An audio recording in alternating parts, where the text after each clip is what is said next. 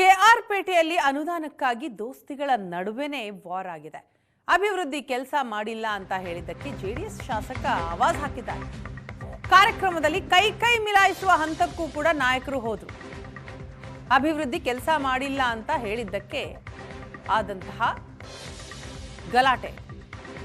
ಮಂಡ್ಯದಲ್ಲಿ ನಡೀತಾ ಇದ್ದ ಕಾರ್ಯಕ್ರಮದಲ್ಲಿ ಈ ಅನುದಾನದ ಬಗ್ಗೆ ಪ್ರಸ್ತಾಪ ಆಗುತ್ತೆ.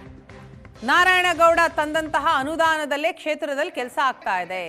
ಬಿಜೆಪಿ ಮಾಜಿ ಸಚಿವ ನಾರಾಯಣ್ ಆಪ್ತ ಅಂಬರೀಶ್ ಈ ಪ್ರಸ್ತಾಪವನ್ನ ಮಾಡ್ತಾರೆ. ಈ ವೇಳೆ ವೇದಿಕೆಯಲ್ಲಿಯೇ ಗಲಾಟೆ ನಡೆಯುತ್ತೆ.